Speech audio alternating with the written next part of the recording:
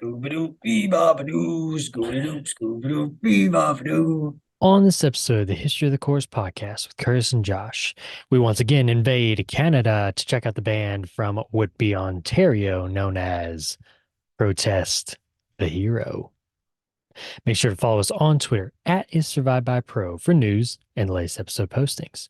And make sure to subscribe to the show. Leave us a 5-star review and write us a comment on YouTube or whatever podcast service you're using. And if you'd like to see us do some live streams, leave us a comment or tweet us the keyword stream. Now, without further ado, let's start the show.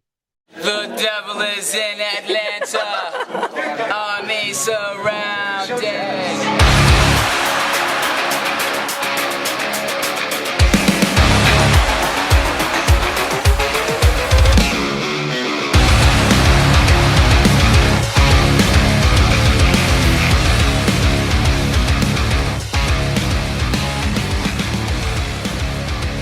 Genghis Khan is upon us. He slays his betrayers. Thus now the fools of God will guard the city of our birth, holding ear to the ground. Yeah! To hear the sound, clamoring, and horses stammering as our gallop meets the earth. Welcome back to the History of the Course podcast, sponsored by the Church of the Seventh Track, where each and every episode we take a look at the history of a band from the core genre. Glasses up. I'm Curtis. With me, as always, is my co-host, Josh. Party on, Josh. Party on, Curtis. What's going on, man? No, not much, buddy. I'm asking myself a lot of questions listening to the band we're going to talk about today, but Protest the Hero is making Josh ask a lot of questions about life. I'm confused. What is life? What is happening?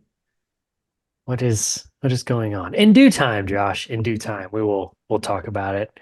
But as always, we've got some appetizers before the meal, Josh.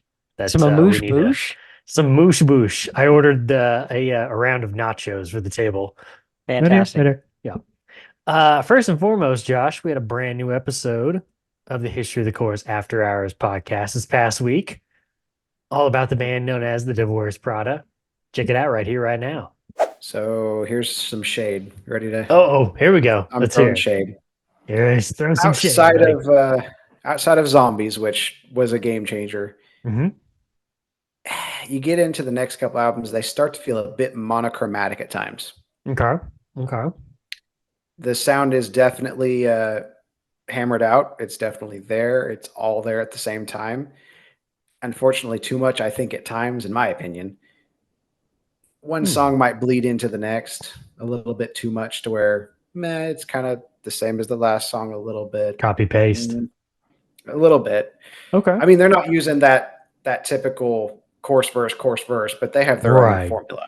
Right. And, if you start using your own formula exclusively, you can get a little bit monochromatic too. Listening to it just back to back to back all throughout, I just felt like, there wasn't enough high points and low points. The roller coaster wasn't there. It was just kind of, oh, wow, we're riding along, Highway 40 out west in, I don't know.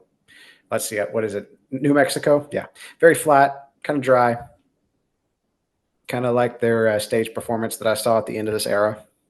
Mm-hmm. It bled over into their stage performance. Okay.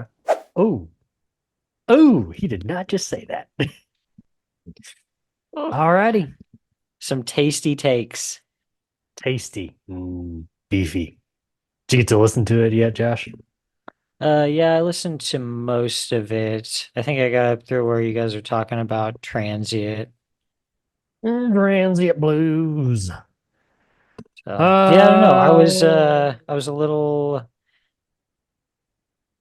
I don't know if I want to say surprised that Eric didn't like some of their later stuff, but I was glad he was like Transient and Beyond. Yeah, I mean, I'm with him. A lot of their stuff, like starts to sound the same pretty quickly. You've run out of ideas, yeah. Yeah. It's pretty much after Zombie.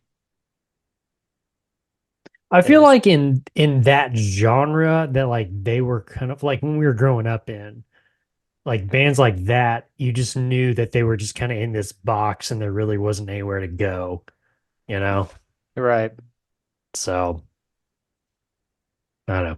But anyway, check out that full episode somewhere.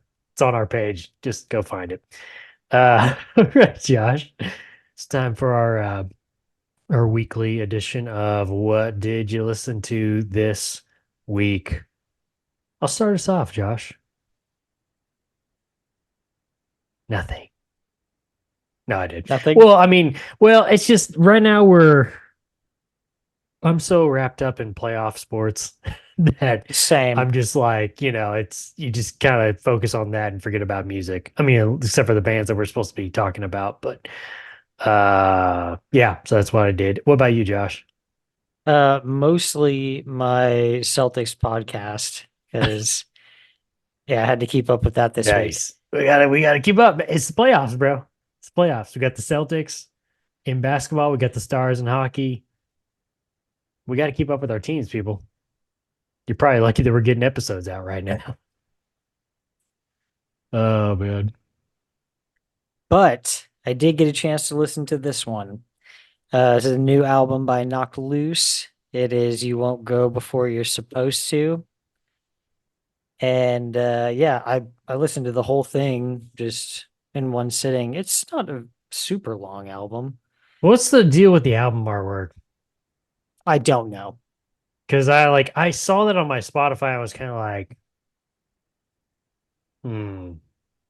okay. They're not a. I saw know an they're interview. not.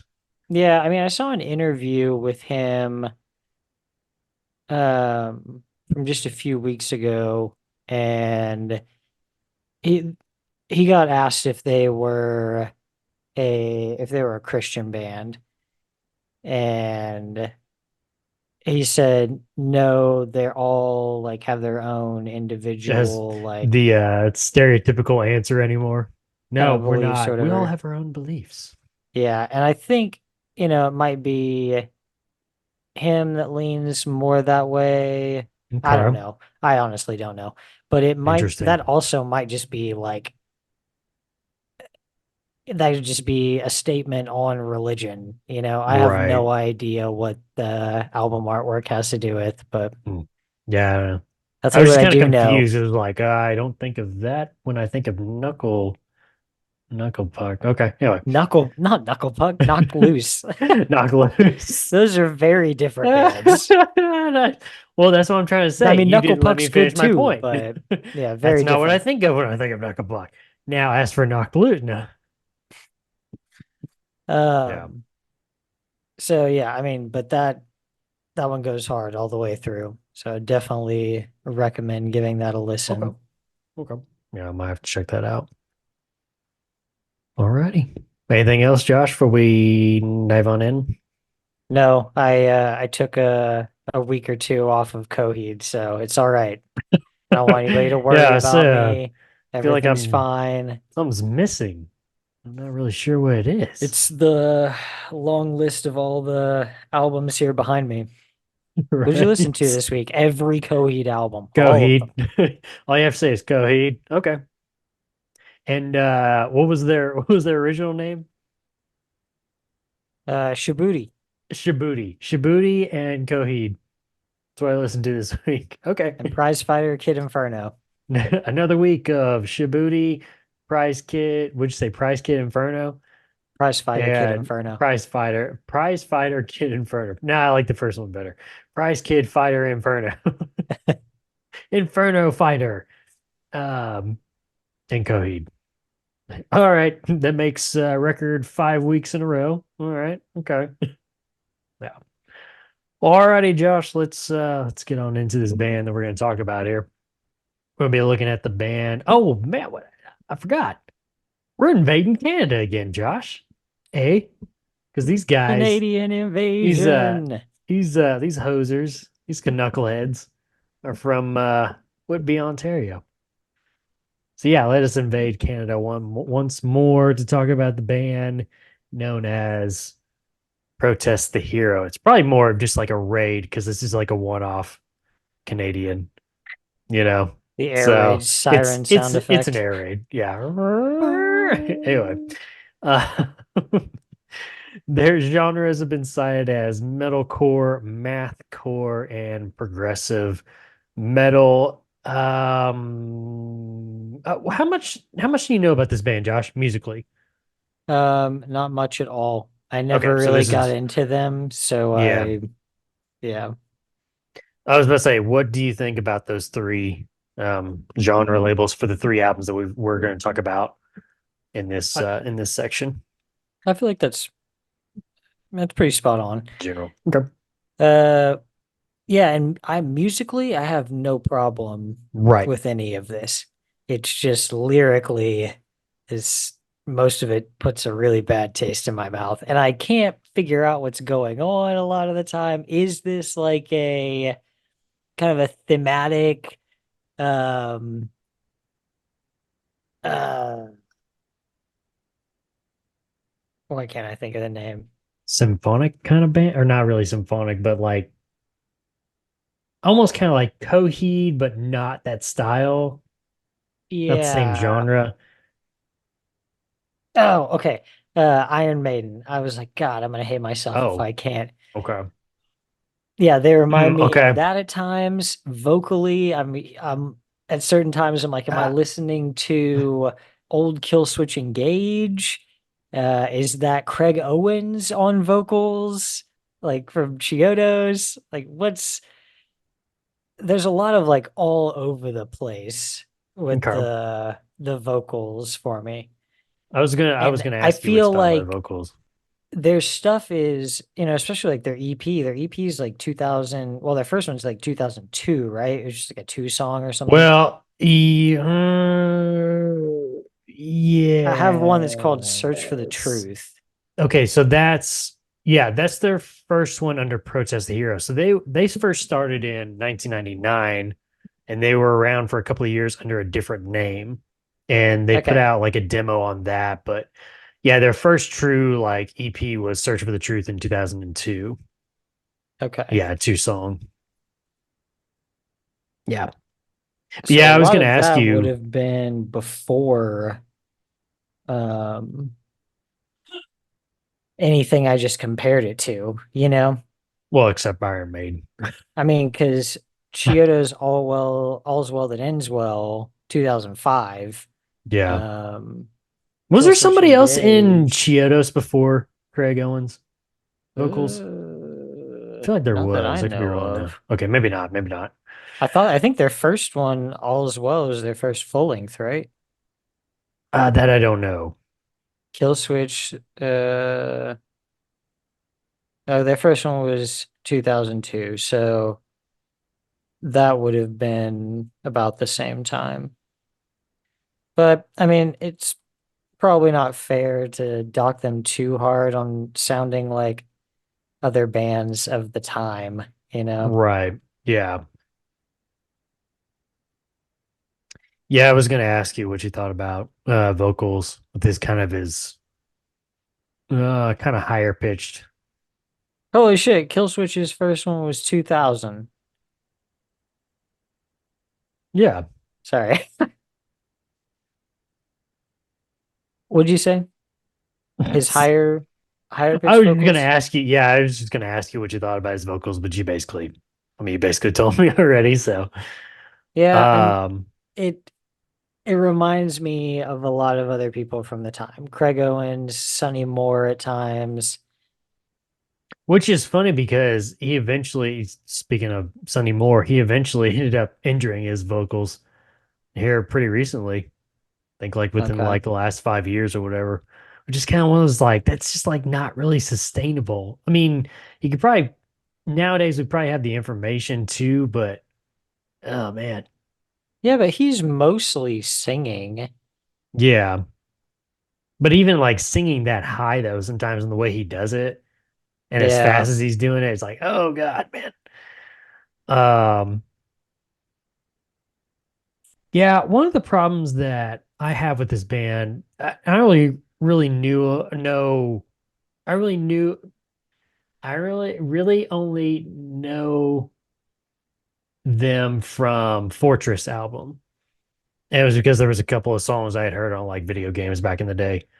Um, but listening to just these three albums in this block, um, one of my problems, I'm with you. I love the music. But one of my problems with like vocals and everything and like the lyrics is sometimes, and I guess sometimes you could probably throw the music into that too, is just like it goes on too long, you know?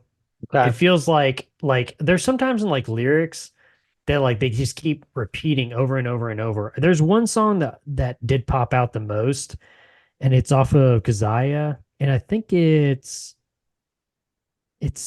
turned soonest to the sea, if I remember correctly. It's either that one or the divine suicide of K.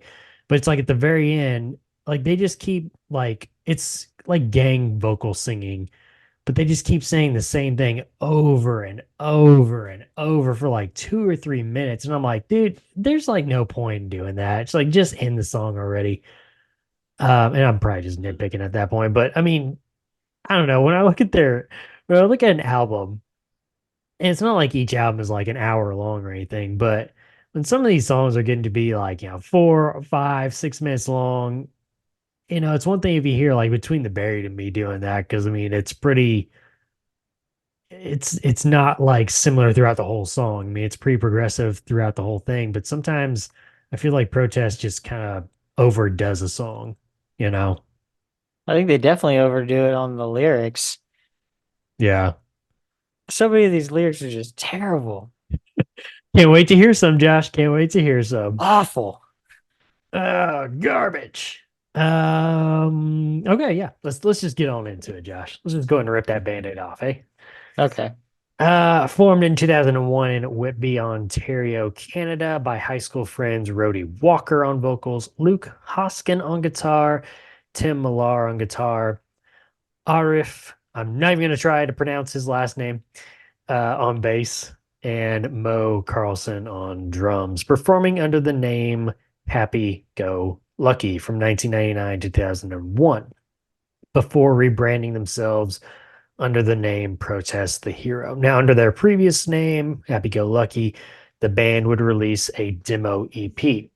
After changing to Protest the Hero, the quintet would quickly release their first EP in 2002, Search for the Truth EP, with 2 tracks, Is There Anybody There? And Silent Genocide, both of which was featured in the compilation album Notes from the Underground.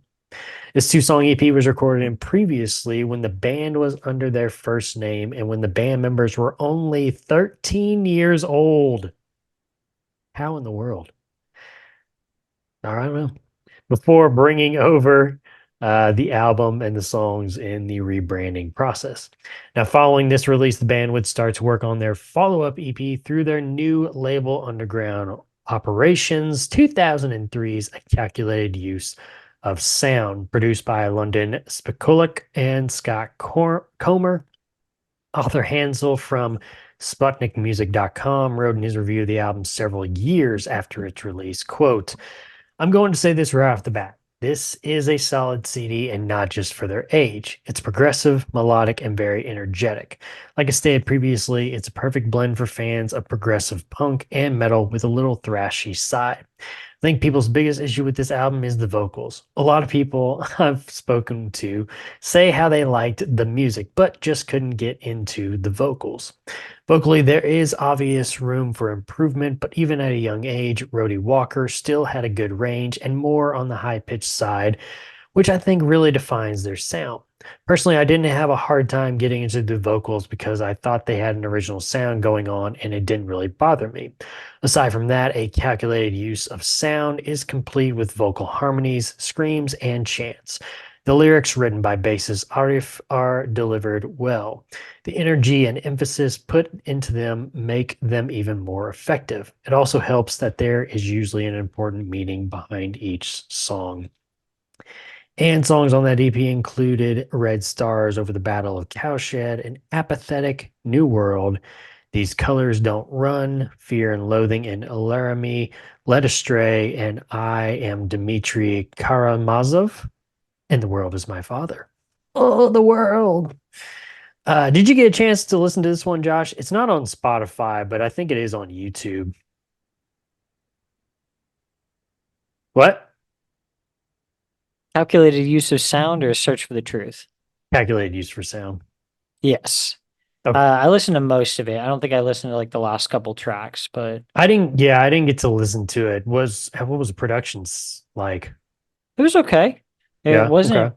I would say it was like a half step Did- down from Kezia. Keziah. Sure.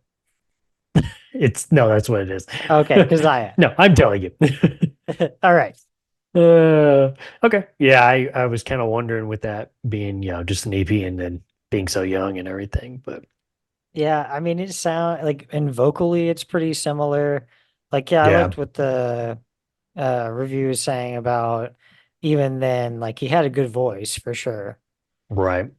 Um, but yeah, these lyrics are out of control. From the start, Josh hated the lyrics. Are there any lyrics you do like? I haven't seen any yet that I I haven't come like. across I any. there was You're the that's one opposite of Will thing. Rogers, bro.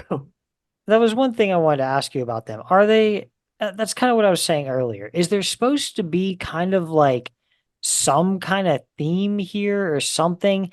Because they'll go from a song that is just a bunch of random nonsense about, like, I can't tell what's happening.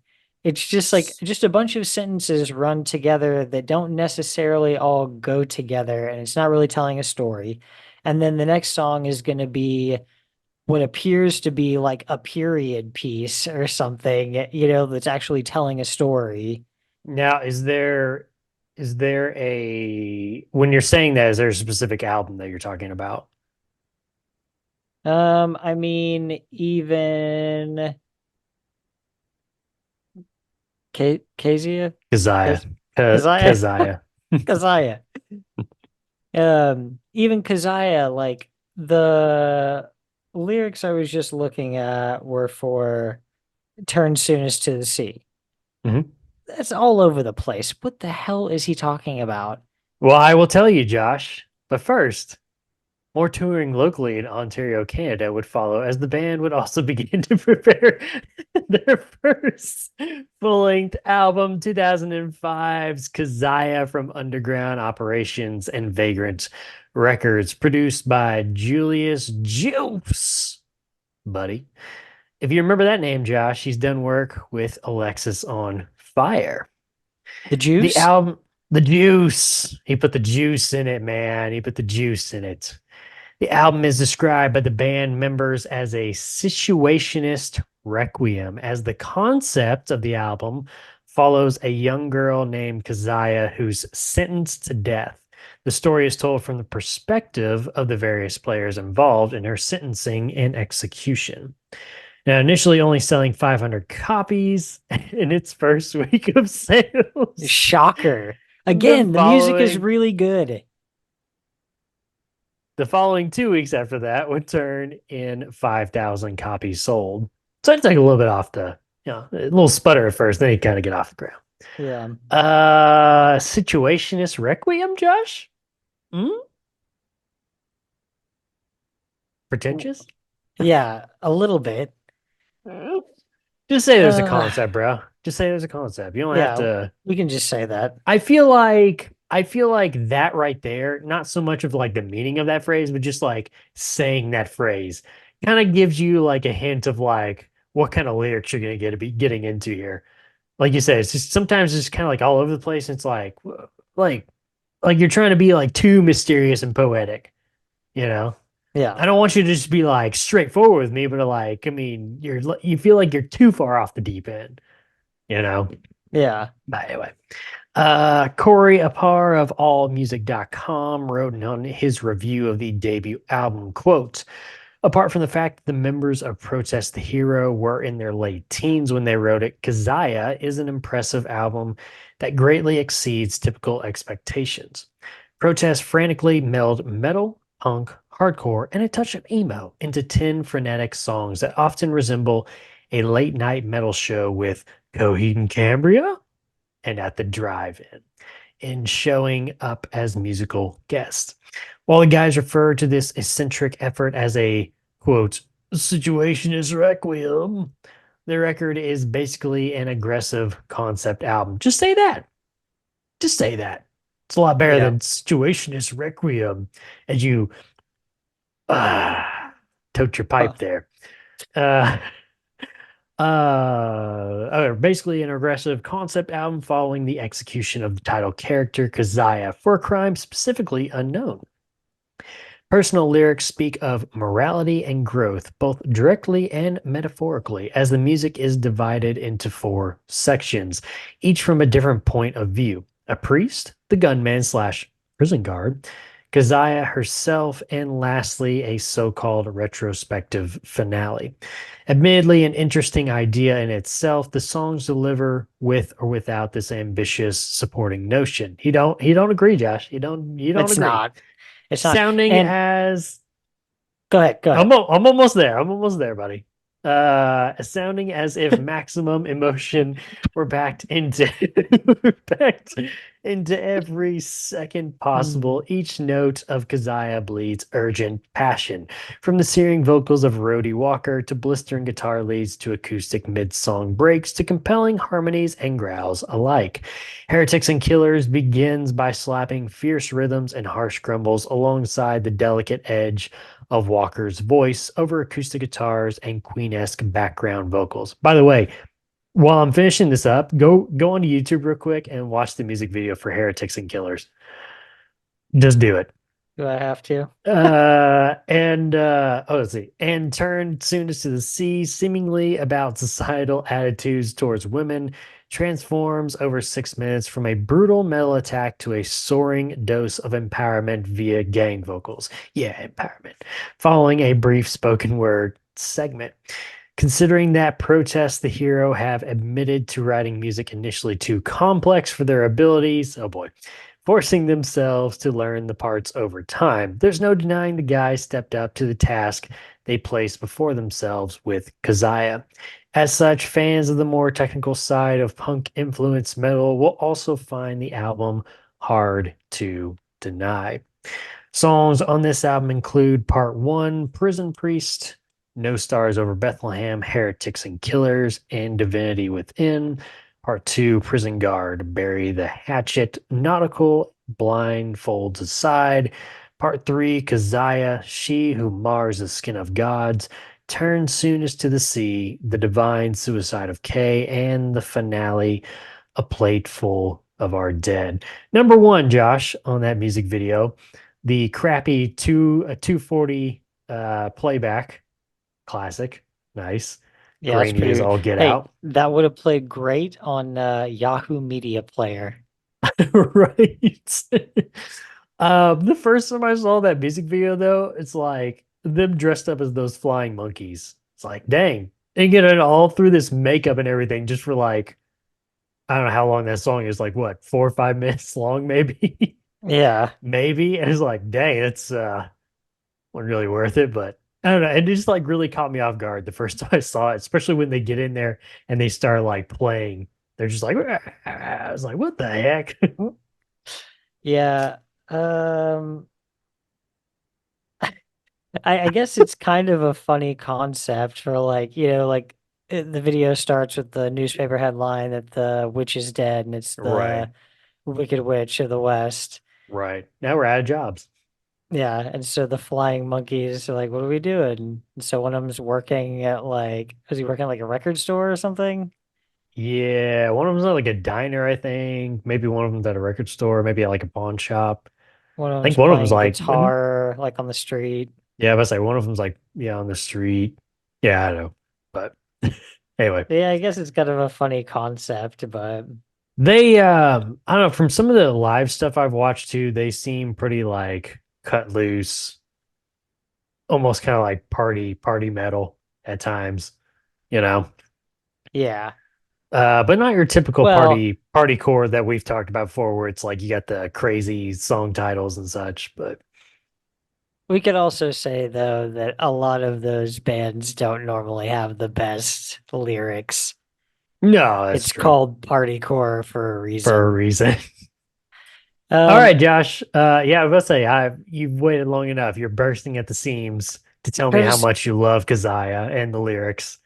in Just 1 to 2 hit me with it. sentences, will you sum up for me again what the concept of this album is Oh, supposed to be and who the main characters are? I thought you were gonna say sum up for me. What the hell is going on? Okay, so I'm not going to say situationist dealio, but The concept. the concept, the what did I say? The aggressive concept follows a young girl named Kazaya who's sentenced to death for a crime that's we don't get told what it is. Okay. Um, the story is told from the perspective of three different characters. The first three songs is told from the perspective of the prison priest. The three Okay. songs after that is from the prison guard. And then the third character is, or the third point of view is from Keziah herself. And then the very last song is supposed to be kind of, I think the way that they described it was kind of like a perspective from the band. So basically, kind of like a summary of like the situation or something. Maybe they're making a political statement. I don't know. But anyway, Ah, does that at interesting. least help you? I mean, with like your problem that you said before we got into that album. Yeah, a little bit, I guess. Okay. But everything is so like on the nose. I don't. Well, here's the thing about it. I don't know what you're thinking or what you're feeling. I'm not trying to convince you that oh, this is a great band or whatever. I only picked this band because, like I said, I knew of them. I've never really got into them. I do like the music. You know, tell you one thing. I do enjoy the fact that Spotify's got instrumental tracks of Fortress. That's really nice. Yeah, Listening that's to it right now. helpful. Love that. Um, but yeah, I'm not trying to like convince you, you know, in any way of like, oh, this is a good band, Josh. Come on, man. You know, I'm with, like I said before, I'm with you. It's like I like the music. The lyrics at times are too all over the place, you know. But anyway, back to you, Josh. Dude, the concept for the emptiness was better than this. Oh, And nice little shout out to Alisana. yeah, I do like that album, but I don't You know. almost sound like you're throwing some shade at the emptiness. No, but Okay. in a It's world where well, here's Oh no, here's Sleeper and Coheed and Cambria exist, it's a little hard to take the emptiness more seriously. Like it's right, but I it's think the problem with it's that junior to their senior. right, but I think one of the problems with the emptiness is not so much of the emptiness album, but the fact that it's like they couldn't let it go after that. Right. And they basically kind of morphed into that character. It's like, no, it was a one and done. Let's do something else, Yeah, man. they're like, actually, this is all our band is about now. This is who we are now. It's like, no. Yeah. We've changed our band name to The Emptiness, formerly known as Alisana. It's like, Yeah. great. Yeah. Anyway. But yeah, it just doesn't. We like those albums, the ones that tell a story that have a bunch of obscure characters that you can never really figure out exactly what's going on. This is kind of a boring story. Ooh. It's like Okay. somebody's been sentenced to death, they're in prison, and you don't know why.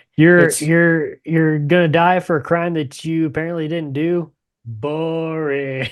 There's like a whole song here about how apparently she was a prostitute or something. And so I don't know, it doesn't drag me in. I hear you, man. I hear you. What do I I will care say, about one person in a prison when there's a whole solar system at war? Djibouti. Djibouti. Djibouti roll call. Okay, musically, there was two things I was gonna bring up. One of them is okay, the ending, the way they end Bury the Hatchet was kind of interesting. I don't think I've ever heard anybody do it this way before, but I'm trying to remember how they do it here. So it kind of goes quiet. He's singing a little bit, and then kind of comes in with like pretty aggressive. And then the very end, it's kind of a weird fade out. Let's try. Kind of does that. But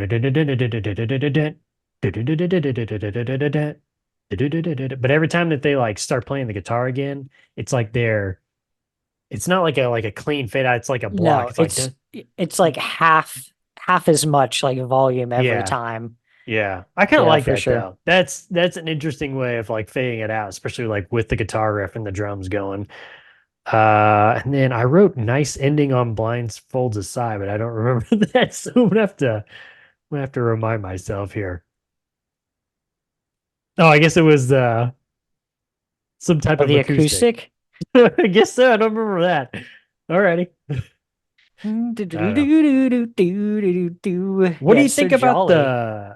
what do you think about the and they do it Oh, not just on who this album, but like several times with like piano parts, just like randomly. who's this? Who's the woman who's I on don't several of know. their songs? It's she's no one that's like from like another band or anything like that. At least it's like popular, but it's the same person consistently throughout their discography, and she shows up a lot. Okay. But I don't remember what her name is though. I'd seen it before, but I can tell you it's not somebody that's like, oh yeah, Huh. just another Just a knucklehead rando, out just a there. normie. Just a hoser. Yeah. Interesting. Yeah, man, I just Uh, can't get on board with whatever's going on here. Maybe you okay. can help me. I saved a few songs, but there's one where I remember the line was something like, it was like, just be glad you get to die by Irish Steel or something like that. Oh yeah, that's on Fortress. That's Yeah, Fortress. I think it's Limb from Limb. Okay, yeah, I did save Limb from Limb. Yeah.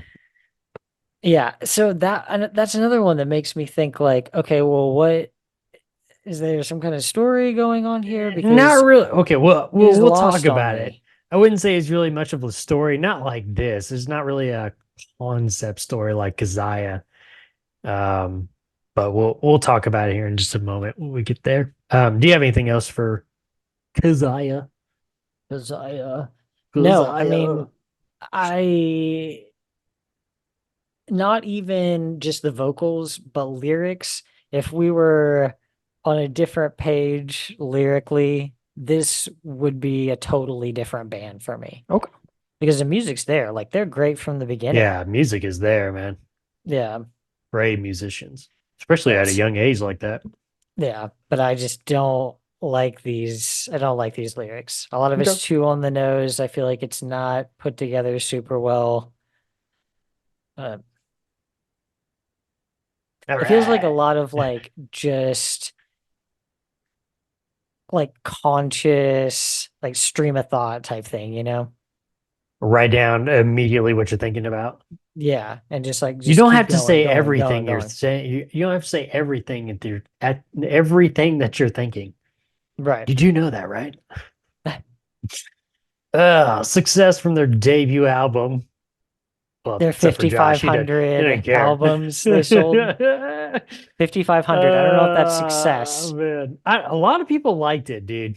I really couldn't find anything that. I mean, I know that they were like a big band, you know? Yeah, I'm trying to Like they were remember. popular. Ooh, that is way lower than what I thought, though. They What? only have only. I mean, it's dumb to say they only have, but I mean, I was thinking they were a lot more than that. They have 122,769 monthly listeners. Okay. I don't know why, for some reason, I thought that was more. That didn't seem very much. Well, they I don't know. haven't. Well, I think we discussed this before though on our Canadian invasion. It seemed like the Canadian bands don't have very much monthly listeners, and we Yeah. wondered if there was something about like did they use a different platform up there? Is Spotify not really a Canadian thing? Well, other than this instrumental a couple years ago, they hadn't put out an album for 4 years. Instrumental. Before that, another 4 years. What's the instrumental? What are you talking about? I've got here Palimpsest. Oh, okay. Gotcha. But these, I didn't realize they did that. Okay. I think a lot of Nice. other bands like this also kind of just fell off, you know? Give me more instrumentals. Maybe they should just kick out their vocalists and turn into a I do post-rock love band. that sick little synth part in Limb from Limb. Oh, dude. I was gonna say, it almost makes me kind of think of like an 8-bit, but I know it's not. But yeah, that's pretty sick, man. Yeah. That's pretty sick. And I See, was gonna ask you because this is why you need somebody on synth, man. yeah, Like, because you could be doing crazy stuff like this and right. not having me criticize you for doing it. I hate Um, dude, it seems like there has really been, just watching interviews and stuff, it seems like there has been a mentality shift to like everybody within like the scene, you know, like the music scene is trying to convince each other that no, man, like just do whatever crazy stuff you guys want to do and it's okay, you know? And I get like you can do what you want, but I just don't know why you wouldn't opt for a member of your band who that's all they got to worry about is just synth stuff, you know? Maybe they're doing like your light package too. And like that's it. You don't have to worry about like, oh, okay, we should come up with like a cool like synth part for here. Like why burden yourself with that? You're working on guitars or whatever else. Like yeah. why not have somebody in-house who that's what they do? I would love to be covering a band and one of their members, like, just use your name, but it'd be like one of their members is Josh Gary on synth, fog machine, and lights. Nice. You don't have to credit the other stuff. Nice, man. No, like it'd be funny, like if they actually credited him. Okay. Like, oh, that's sick. Fog, House lights, DJ, merch, synth. merch guy, right? On the songs that he's not actually in, he's just over there at the merch table chilling. Oh, I've it's my seen turn. Okay. somebody with a like hollowed out Guitar Hero controller that had a bunch of cables and Oh, stuff running through yeah. it. I think And I've he was seen just that up there before. jamming with the band and using that to control like all their lights. Nice. Sick. Yeah. Very sick. Ridiculous. Okay, yeah. Okay. Success from their debut album helped the band be nominated for an award in the favorites Success. new indie release category of local Toronto radio station 102.1, The Edge 2005 Caspi Awards. The band also saw their song Bury the Hatchet be featured on Guitar Hero 2 as a downloadable track, as well as Divinity Within being featured on the NHL 07 soundtrack. Immediately after release of Kazaya, the band would tour extensively for 10 months across Canada, the United States, and Great Britain, with such bands as Death by Stereo, Bad Religion, Anti-Flag, The Fall of Troy, The Bled, and Josh's personal favorite, Dragon Force. They would follow these tours up with their first stint on the Vans Warp Tour in the summer of 2006. All right, he didn't even notice. Okay, cool. Second half of 2006 would see the band continue touring in support of their debut album with such bands as Avenged Sevenfold, 3 Inches of Blood, Trivium, The Sword, Celador, Bullet for My Valentine, As I Lay Dying, I Hate Sally, and The Human Abstract. The first quarter of 2007 would be spent writing material for their follow-up album to Keziah, soon returning to the road for 2 months in the summer to co-headline the Tour and Loathing 2007 tour with All There Remains, Bless the Fall, Threat Signal, and the Holly Springs Disaster. The rest of the year would be spent recording the new material for their sophomore album, 2008's Fortress from Underground Operations Records, and Vagrant Records. Produced once again by Julius Bringing the Juice, buddy. This album, Josh, hit #1 on the Canadian album charts. Ya hoser. What year? And 2008. 8. Okay. And number 95 on the Billboard 200. Unlike the previous album, Keziah, Fortress does not revolve around one single concept. As bassist Arif states, quote, "It has to do with goddess worship and how there has been this degendering of the Lord and Savior and the suppressed feminine. A lot of it is based in Genghis Khan and old Irish mythology about the rise and fall of the goddess of the forest. The theme can be more appreciated by more people. If I had to reduce it to its simplest form, the concept is about the reemerging of goddess worship and the erosion of faith in scientific process." Vocalist Rhodey Walker would also comment on the album by stating, quote, "This album is nothing to be intentionalized. All talk of wonder, pathos, and optimism aside, I feel it's a very natural progression for us, a natural progression into further obscurity." That's great. I am of the belief of Well, a lot at of the least they people. know. Yeah. Yeah, it's true. I am of the belief a lot of the people who work for us were hoping for a stab at a more commercially viable album. However, we wrote what we wanted without linear boundaries and created something less commercial than ever. I do respect that. Some fans of the band will hate it, and some people who hate the band will love it. All others can rot. Nice. Okay. Cheers. All right. Author Glasspipe Murder of punknews.org wrote a review of the sophomore No. album. We're not blowing over that. what was the name of that again? It was I can't even say it now. All I can think of is like a meth pipe or something, or a crack pipe.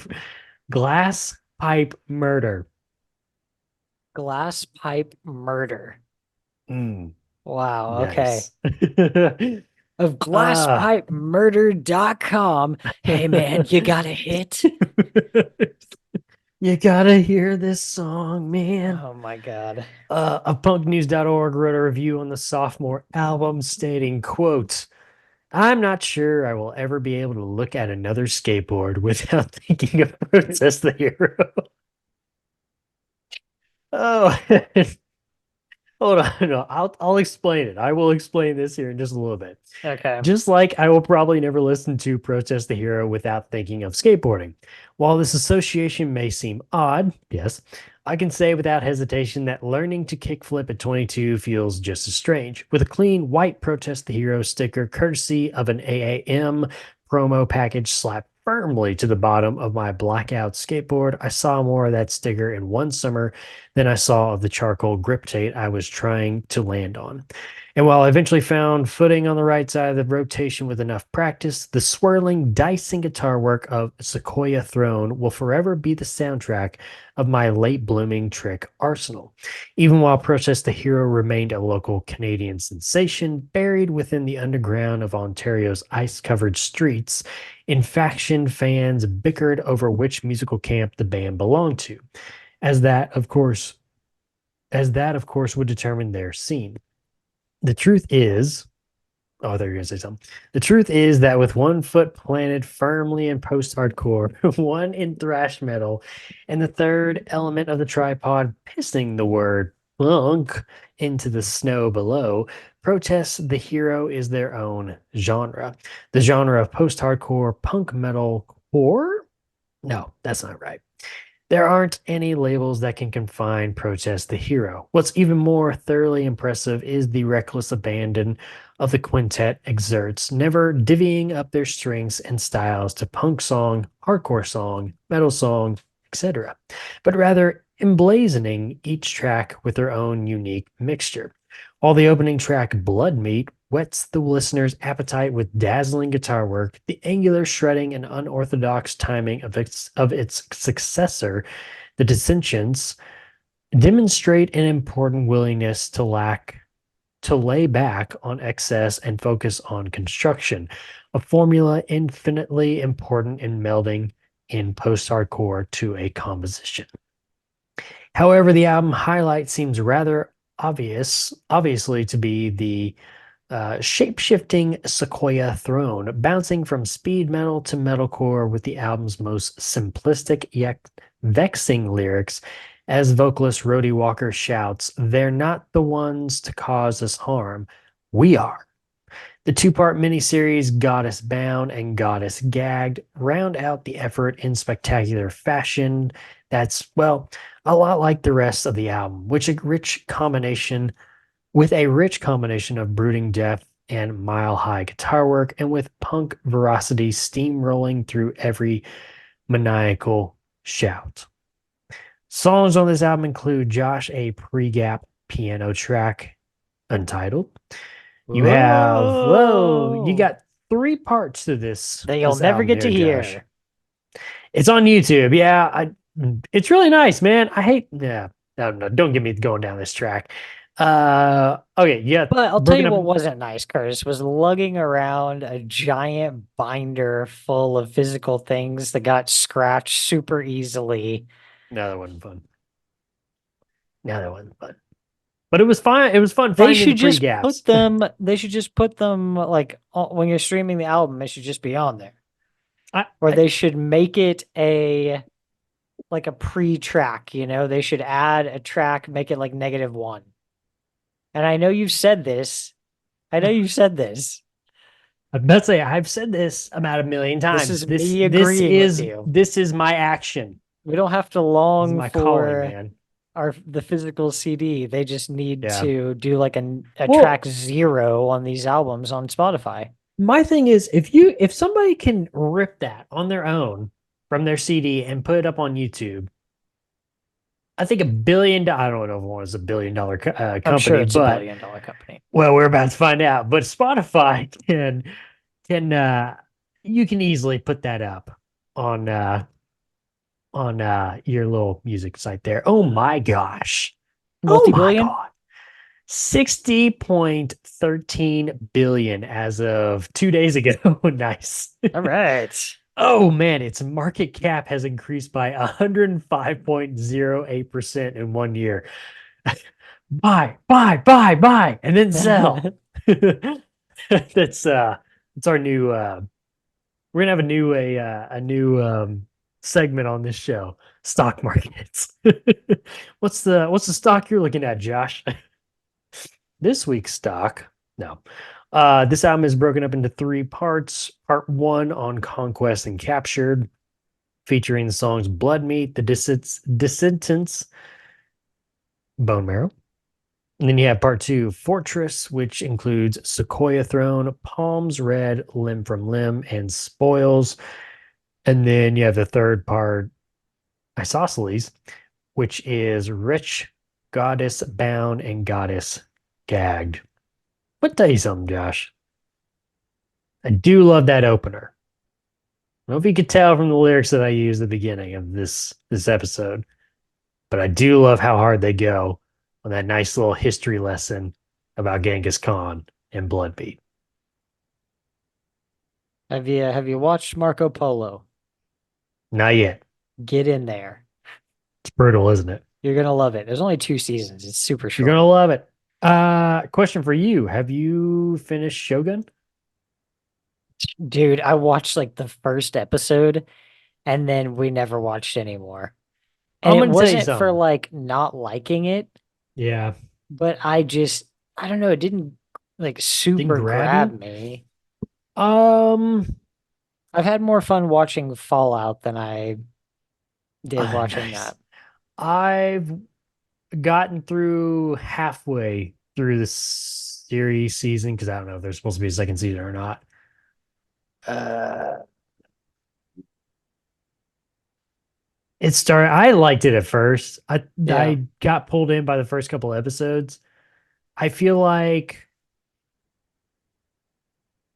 uh, they've kind of lost me. And like I said, I haven't finished it yet, but I just kind of feel like they're kind of dragging me through the mud now. And it's like, come on. I don't know. It just feels like the acting is, and maybe not the acting, maybe the directors, because I think it's a deal where it's like every episode is a different director. Oh, that's Like some of that's these always a shows good go, idea. and it's Yeah. like, I can tell, like, okay, yeah, this director sucks. Yeah. Yeah, I don't know. It was a lot better on like the first couple episodes.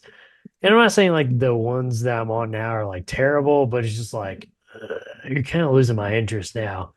And I was really like hyped when I saw the commercials for the first time. I was like, this could be good. This could be good. I will say the last episode I saw, a dude got shot with a cannon and he got ripped in half. And it was kind of one of those where like you don't expect it until it happens. And you're like, oh God almighty. There's like blood everywhere. Man. It's like, oh shoot. Brutal. Yeah. Anyway. The whole John Blackthorne character kind of turned me off a little bit. I'm like, this His has been done so many times. Oh, there's a white guy influencing the Asians' warfare. Oh, it's what we do, bro. We influence people. we go somewhere, we're gonna give you war. Bro, the We're- white people were the original influence. You think you know how to kill people over there? We'll come over there and show you how to kill way more. And if we don't bring war on you, we'll bring our diseases. Oh my You're gonna God. love it. You're gonna love them. Yeah. His voice got pretty annoying after a while.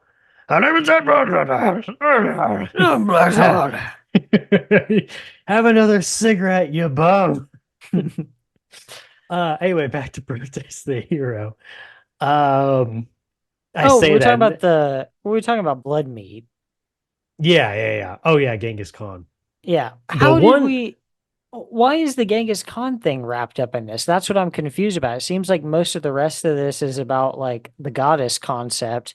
And Yeah, then but there's I this bit think with Genghis Khan. well, so he said something about the basis was talking about, the it has to do with goddess worship and how there has been da, da, da, da, da. A lot of it is based in Genghis Khan and old Irish mythology. So I don't know if because I'm not a history buff on Genghis Khan, but it almost makes it sound like they're saying that Genghis Khan practiced goddess worship, Hmm. which I don't know if that's true or not. I always thought the Mongols had like a different religion. I didn't think it was a female god. Right. I don't know, but that song's brutal as hell. Yeah, it is pretty brutal. I don't have Um, problem with any of the lyrics like on this album, really. I feel like yeah, they were trying to tell at least some kind of there's at least some framework on a story that they're telling here, and it's more epic and bigger and fantastic, which fits their style of music better than just somebody who's in a prison and covering some like a couple of the people who deal with them on the day to day. Josh could care less if you're in prison and innocent right now, is what he's telling me. Oh That- my God, man. Dang, Josh. I think you put those words in my mouth, but Amazing. Boy, your story is boring. oh my God. Yeah, I mean the No, first I'm one just is kidding. boring and it doesn't Um, suit their musical style.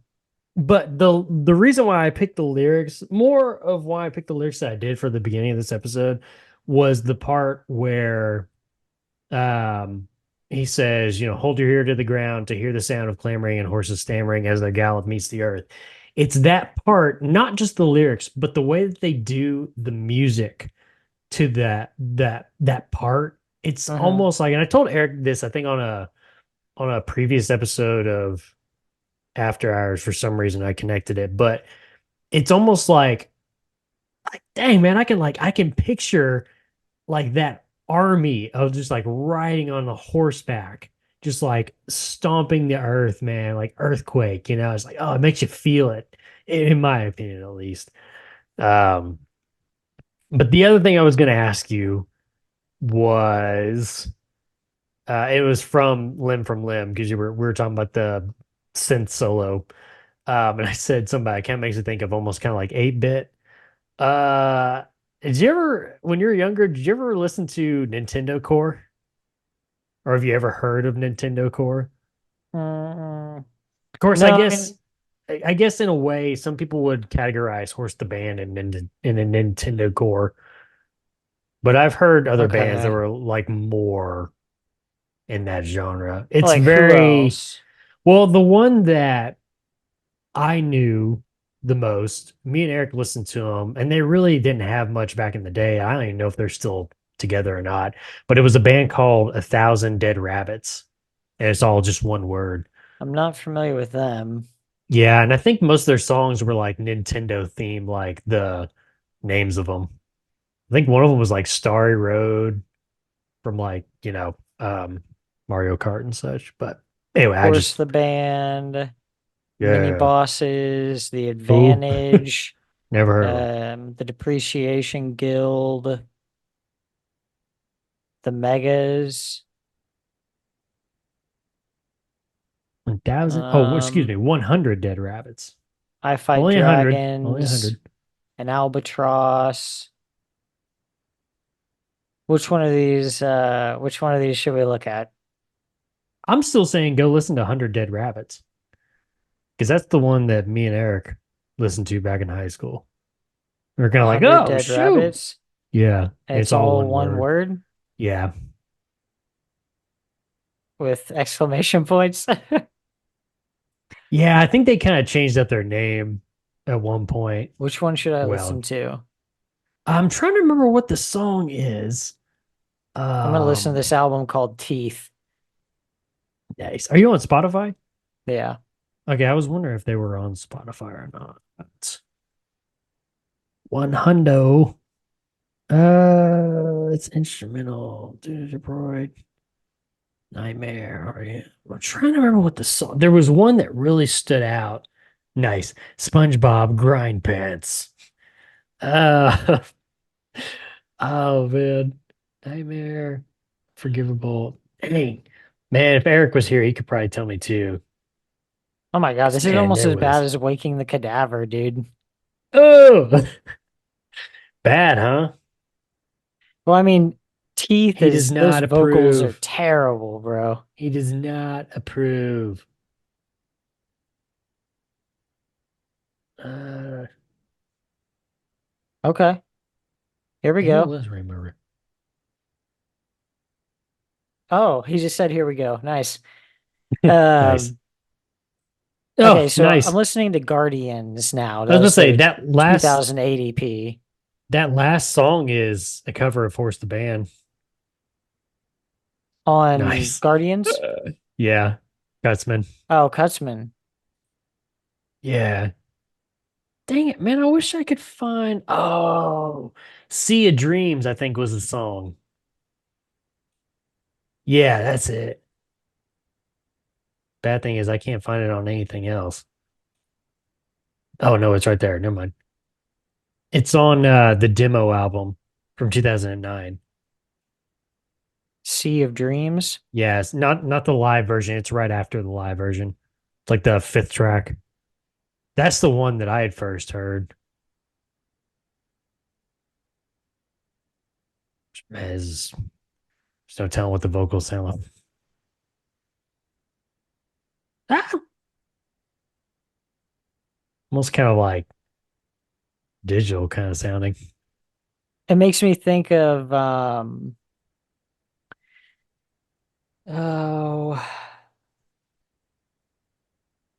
damn it.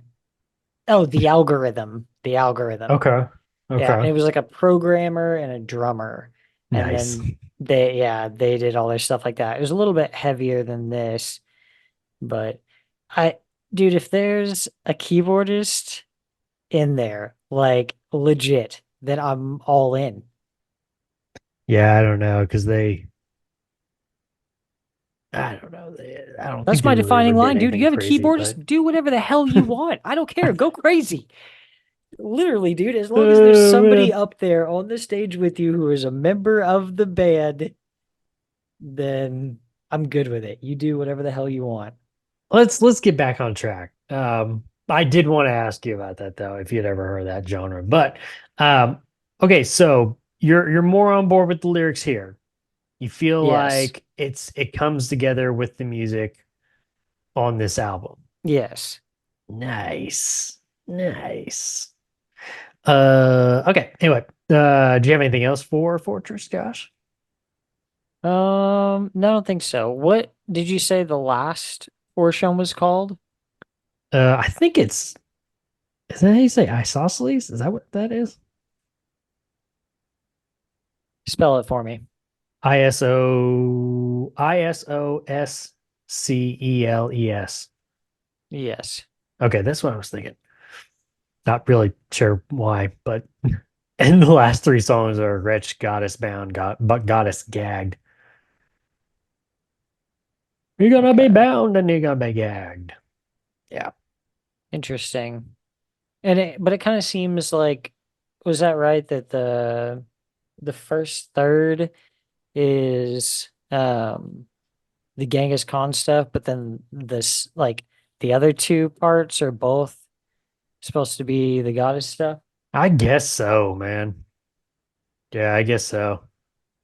Distractions. Oh. All right, that's 2008's Fortress. Fortress of Solitude. Touring in support of their latest album would take them across the globe, playing with such bands as I Lay Dying, The Human Abstract, My Children, My Bride, Misery Signals, MCMB? MCMB, bro. Misery Signals, the number 12, Looks Like You, Between the Buried and Me, Kill Switched Engaged, The Darkest Hours, and so many more. At a show in Toronto, Ontario, Canada in December of 2008, the band would record their live set, releasing it as a CD/DVD set entitled Gallop Meets the Earth, releasing it in September of 2009. Now, at the beginning of the new year in 2010, the band would take time away from touring to begin writing their next album. And in August of that same year, the band would enter the studio to record, and soon after, release 2011's Scurrilous from Underground Operations and Vagrant Records.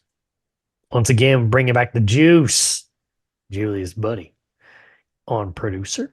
This is the last album for drummer Mo Carlson. The album peaked at number 8 on the Canadian Albums Chart and number 81 on the Billboard 200. And while recording the new album, the band would state to fans that the album would contain a more progressive sound compared to their last two albums. The album cover, Josh, is a picture of a 60-year-old painting by bassist Arif's grandfather, Jafar Pagar, titled Scurrilous, our original. The painting was inspired by a disagreement between Pagar and his wife that stemmed from, quote, conjecture and spurious lies being spread by a neighbor. The painting is meant to represent the world fleeing from the lies originating from the human tongue. According to the bassist, the piece was selected by the band for the album because they, quote, thought the wide and varied use of color in this piece reflected the contrasting sonic landscapes of the music on the album. Adam Thomas of SputnikMusic.com wrote in his review of the album, quote, musically, Scurrilous picks up right where Fortress left off, even including a return of those cheesy synthesizers in Tapestry and sex tapes. It is an overtly technical affair, ramping up the shred to some rather mind-bending levels. I'm pretty sure that in the book of sheet music for Scurrilous, there are full sections where it switches from standard notation to calculus. But this time around, everything is a lot less jarring when compared to their past work. With the transitions between the light speed arpeggio runs, tight modern metal riffing, and mathy stop start sections seamlessly binding it all together. It's rather impressive considering just how many shifts and change ups there are in each song. Vocalist Rhodey Walker's contributions to Scurrilous, on the other hand, completely embody the flippant nature of the band shown in their videos. While the lyrics on past albums were penned by bassist Arif, this time around they are mostly Rhodey's brainchild, giving him the chance to not only take things in a new, more sarcastic direction for the band, but also to explore his own sense of melody. For Scurrilous, he has discarded his oft-used scream in favor of his semi-operatic falsetto, a choice that may irk those who love the vocal spaz outs like those found on Blood Meat. Me, right here. But in using clean vocals, it helps add to the cohesive feel of the album. Lyrically, there's nothing about jailed women or pagan worship here. Instead, it's a glimpse into the world through Rhodey's eyes. Think of it like the film Being John Malkovich, but instead of being in the head of a mid-level Hollywood actor, you're in the head of a quick-witted, cynical, and sarcastic mid-20-something. All in all, Scurrilous succeeds at all levels. It takes the tediousness out of technicality and injects more hooks than a tackle box into the Protest the Hero formula. Truth be told, it's getting a bit ridiculous how they're able to consistently be this good. Songs on this album include Sieste La Vie, Hair Trigger, Tandem, Moonlight, Tapestry, Dunsel, The Reign of Unending Terror, Termites, Tongue Splitter, then the finale, Sex Tapes, along with the bonus track to Porter with Love. Before we started this recording, Josh, you started giving me some of your beef on lyrics. And we kind of talked about, I think you're on mute, by the way.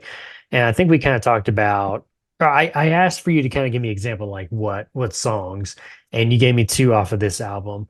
Yeah. And I made the point of saying that because I wanted to know if it made a difference at all that lyrically this now is basically Rhodey's child.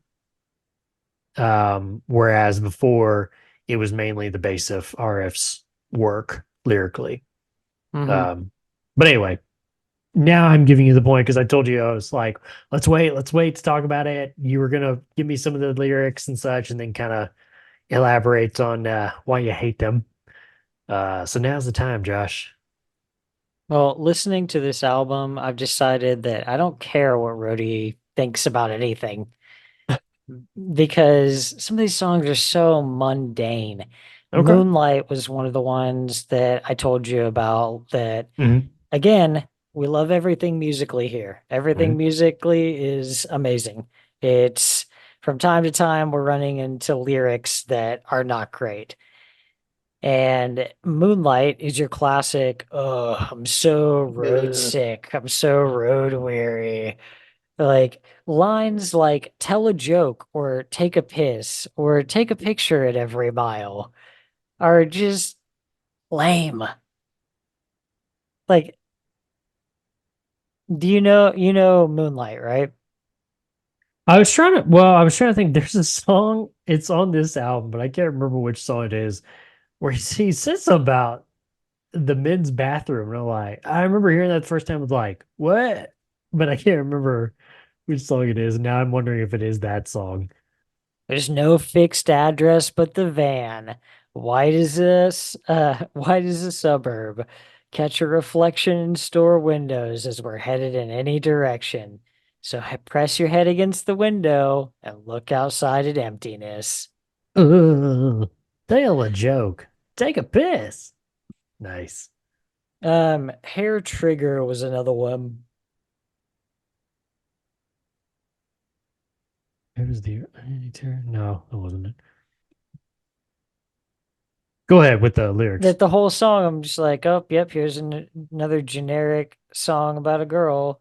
And then he even gets to the part where he's like, where is it? Yeah, nice. Go ahead, but I've got something too, man. Why can't I find it?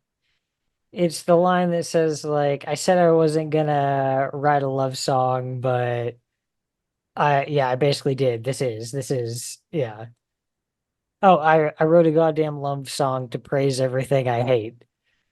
It's like, yeah, you did. That's what I was thinking this whole time. And you know you did it. So why did you do it? What were you gonna say? Uh Dunsel. I think this kind of plays into his sarcastic thing that the reviewer was saying. Now I've already lost. Oh, this line where he says all these songs sound so damn good, even if their meaning's hollow. Like, okay. Pat on the back, buddy.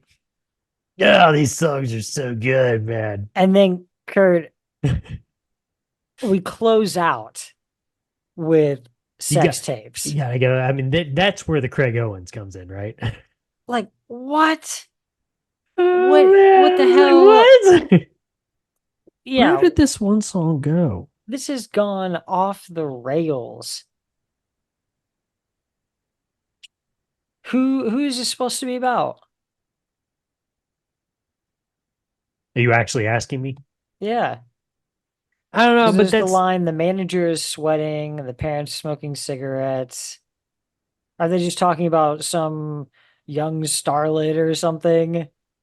yeah, I don't know. I mean, again, if you go back to I mean, I ultimately don't care because this is terrible, but why even ask me then? it's just, it's frustrating when there's elements of a band that are so good, but there's like something that's consistently kind of keeping it down. And for them, it is their lyrics. Like the last album, I really enjoyed overall, um, Fortress. But even before that, lyrically, it's not super strong. And then come over to an album like this, where now the other dude's taken over and it gets even worse. Yeah, I think overall, basically what they're trying to go with this song, or this not the song, but this album was the whole thing of like lies and gossip. Oh, okay, because that hasn't been done before. Right. Oh, okay, this is okay. I was thinking it was a song, but whatever. Where to go? Where to go? Where to go? Where to go? That's the problem, though. Where to go in the song? Because now I can't find it. The truth is, some days I don't. This is from The Reign of Unending Terror. The truth is, some days I don't have any morals at all. The truth is, I left them in the men's room at the truck stop in the second stall. The truth is, some days, yeah, he just says it again. What the hell? You gotta remember, like the first time I heard that, I was like, "Wait, what's happening in the men's bathroom?" Because that's nothing good. And a truck stop, that's not good. Then all I think of is Tom Sizemore's That's no character good. off of uh that one episode of It's Always Sunny in Philadelphia. Oh God. Uh, oh, you guys looking hot. Hey, you, Mr. Hottie. Yeah, you. Like a mailbox. Just open it up and put in whatever you want. Oh my God. Oh man. That was hilarious. Yeah, dude, this is Anyway. just this. I could make a comparison to several bands, but one of the Yeah, let's first hear it though. ones that it made me think of was Vanna. I'm like, man, eventually the lyrics just go off the freaking Oh, okay. rails, dude. Like, We're what's good. that? What's the album that I hate? Void. Yeah, Void. We avoid it. Like, we've gone off the rails here, man. Wait, is it Sworn void that in. you I hate? don't give a shit what you have to say. Get somebody in your Oh band who man. can write lyrics because it's Well, not like I working. said, yeah, but like I said, maybe not even do that. Got a good thing going with the Just music. instrumental. Just go instrumental, bro. It's instrumental. Every song's just a.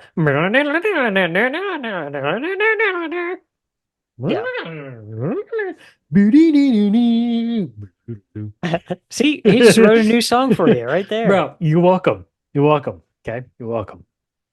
Alrighty, Josh. Let's wrap this episode up. Once again, the band would tour across Canada, the US, and abroad in support of their latest album. The current lineup as we finish this episode, Josh, is same five guys. Brody Walker on vocals, Luke Hoskin on guitar, Tim Millar on guitar, RF, not even going to try to pronounce your last name, on bass, and Mo Carlson on drums. Give me a summary, Josh, of this first half of Protest the Heroes discography. I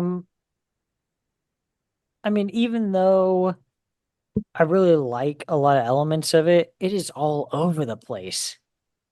Like they decide they're going to do something Lyrically. different on every album. Like as far as like even their concepts and stuff go. I think you should try to thread some of that stuff together a little bit. Right. Try to compact it a little. I feel like sometimes that you get people that do stuff like this on purpose for the how do I say this? How do I say what I want to say? Like they're trying to be like kind of mysterious. It's avant-garde, Josh. You know, it's art. Yeah. It's so crazy that I'm confusing you and making you think, oh, this guy's like a genius. You know, he's one of those guys. You know, Yeah. like, oh my gosh, he's too powerful for us. You know, We but just in call it reality, he's pretentious, not. but Yeah, I must say, in reality, you're really not, dude. You Yeah. just But anyway, yeah, lyrically, musically, we love it. Is there any part at all that you don't like musically? no. Okay, so we're good. We're giving it an A+ on music.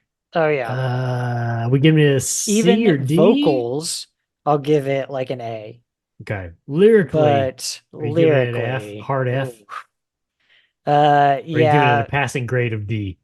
It's one of The those where it's first like, one, I got a D, I passed. It's like, you got a D though, bro. the first one's like a B. Okay. Second one is like a B. Okay. And then I would say third one, that's probably like a D or an F for me. Ooh, failing. Yeah. None of that Okay. works for me lyrically. Well, there's a progression here, Josh, from what you just told me, and it's not going in the right direction. No. So it'll be interesting to see what we get in this part 2 of Are there Protest two the more Hero. albums? I think there's 2 full lengths and no, is it 2 full lengths? You got There's Volition, one EP. There's Volition, Pacific Okay, yeah. Myth, Yeah, that's the EP, and and then Pompous. Palimpsest. Palimpsest? Yeah. Sure. That's the one with the Uh, horse on it. Or the bull? No, the the bull. bull. Yeah. Yeah, the bull with the American flag, because again, I love when Canadians talk about America. Gotta love it. Gotta They love it. know. Which, I mean, whatever. It's like, whether you're right or wrong about what you're saying, it's like, what do we know, man? Don't you have your own problems to worry about? All right, yeah. That's my problem. It's like, anyway, we'll leave that soapbox for another episode. Yeah, comment on my politics. Comment on my politics. I'll tell you something about you guys up there. Alrighty. Hey, at least our chicken isn't like $20 or anything, man. Like, God, man. One piece, one drumstick from KFC in Canada is $30. Make sure to follow us on Twitter at Is Survived by Pro for news and the latest episode postings, not just on this show, but our other shows as well. We have the History of the Course After Hours podcast, where I sit down with my good friend and avid listener of this very podcast right here, Eric, and we go through some of the bands me and Josh have already talked about, more in kind of a chilled out interview, relaxed setting, smooth jazz. We also have the Red Right Hand podcast, which has covered all 6 seasons of Peaky Blinders. They're getting ready, Josh, to start filming the movie. Nice. The big budget movie in Big September. budget? Big budget. That's what they said. Big budget. All That's what right. he said, man. So I don't know if I like that phrasing. Big budget, big bucks behind this one, guys. Don't worry. Big Don't big worry. CGI explosions. It's like, Yeah. crap. And the Throne of the Dragon podcast, which has covered season 1, and we're less than a month away. Did you know that, Josh? Did you know that? We're less than a month away from season 2 of HBO's House of the Dragon. But for now, in the off season, we're covering chapter by chapter of George R.R. Martin's Fire and Blood. But before you know it, season 2 will be here. Whoa. Also, George while R.R. Tolkien. nice. Also, while you're on Twitter, make sure to follow my co-host at Joshua Lynn Gary. CSRR Tolkien. Gotta combine all 3. Make sure Yes, to R.R. Tolkien. right. Make sure to leave us a 5-star review and write us a comment on whatever podcast service you're using. And Comment you with wanna listen- CSRR Tolkien. what for? No reason. We just want to see. We just want to see if anybody wants to do it. If you want to listen to us and see our smiling faces, head on over to our YouTube page. Just search "Is Survived by Productions," and that'll have every episode from all of our shows. Subscribe to the channel and thumbs up the video. Alrighty.